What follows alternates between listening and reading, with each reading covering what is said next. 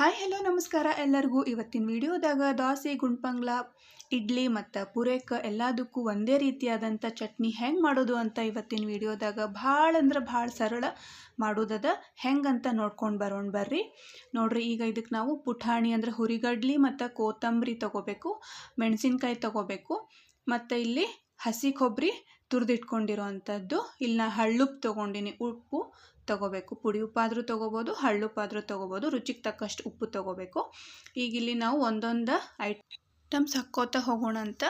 ನೋಡ್ರಿ, ಹಸಿ ಕೊಬ್ಬರಿ, ಪುಟಾಣಿ, ಮೆಣಸಿನ್ಕಾಯಿ ಮತ್ತು ಕೊತ್ತಂಬರಿ, ಉಪ್ಪು ಎಲ್ಲನೂ ಹಾಕ್ಕೊಂಡು ಈಗ ನಾವು ಚಲೋ ಹೊತ್ನಾಗ ಇಲ್ಲಿ ಗ್ರೈಂಡ್ ಮಾಡ್ಕೋಬೇಕು. ಒಂದು ಸ್ವಲ್ಪ ನೀರು ಹಾಕ್ಕೊಂಡು ಗ್ರೈಂಡ್ ಮಾಡ್ಕೋಬೇಕು.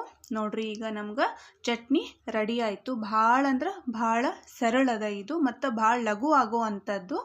ನೋಡ್ರಿ, ಚಟ್ನಿ ಎಷ್ಟು ಚಂದ ಕಾಣಿಸ್ಲಿಕ್ಕತ್ತದೋ ಅಷ್ಟೇ ರುಚಿಯಾದಂಥ ಚಟ್ನಿ ಇದು.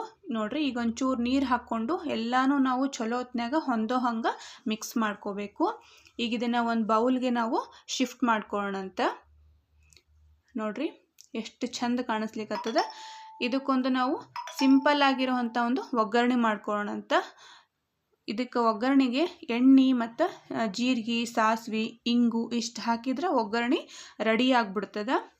ಚಟ್ನಿಗೆ ಒಗ್ಗರಣೆ ಹಾಕಿದ್ರೆ ಅದು ಡಿಫ್ರೆಂಟ್ ಟೇಸ್ಟ್ ಕೊಡ್ತದೆ. ಭಾಳ ಅಂದ್ರೆ ಭಾಳ ರುಚಿ ಇರ್ತದೆ. ಈ ಚಟ್ನಿ ನಾವು ದೋಸೆಗೂ ಹಾಕ್ಕೋಬೋದು ಮತ್ತು ಇಡ್ಲಿ, ಗುಂಡ್ಪಂಗ್ಲ, ಪೂರೇಕ ಇದಕ್ಕೆಲ್ಲದಕ್ಕೂ ನಾವು ಒಂದೇ ಚಟ್ನಿ ಮಾಡ್ಕೋಬೋದು.